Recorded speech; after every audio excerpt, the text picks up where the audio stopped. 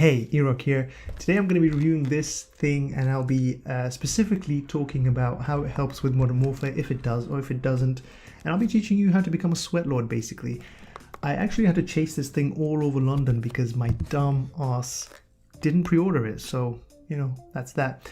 Anyway, let's get into unboxing it. Ooh, this £25, this thing. Oh, instructions. I love me some instructions. Is that it? Give me a short while I read over these instructions. Done. There it is. It's on now. It looks kind of weird because it's already fired up the display. I love the little display that they put on. It feels very comfortable. Honestly, it feels very comfortable. For some reason, I thought it was going to interfere.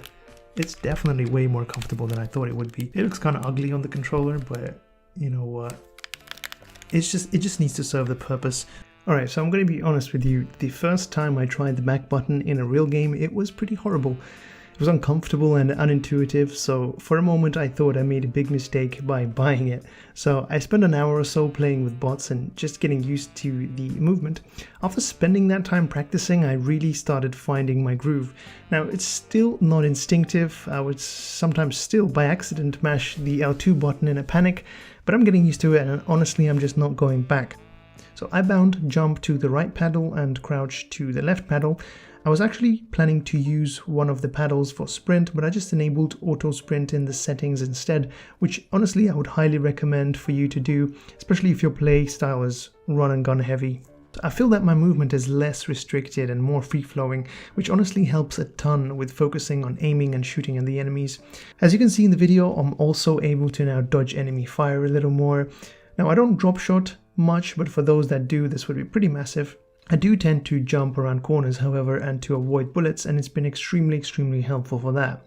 I've noticed when playing with the back button, I've turned some situations which would previously be 50-50 in my favor. In terms of comfort, I don't know, after being used to the playing controller, on extended play sessions it does feel a little like there is something in the way. I do have larger hands though, and for people with smaller hands I don't think it'll be an issue at all, but just a little bit. It's not that it's uncomfortable, but it's just sometimes it feels like it gets in the way. Again, I need to test it out for a bit longer and see what my long-term view on it is.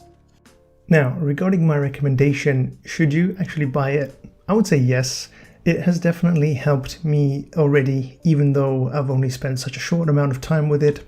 It is something that you do have to get used to though, so bear that in mind. But in my opinion, it is a good investment nonetheless if you play Modern Warfare more than rarely. Now, if you can't afford it or you just don't see a need for this attachment, but you still want to improve your game, you can switch to something called the bumper jumper controller scheme. What it does is it rebinds your jump button to L2, and of course with that it just frees up your movement so you can jump and aim at the same time, which is pretty cool. So obviously just playing a couple of hours is not sufficient. I do have to use it a bit longer and get used to it.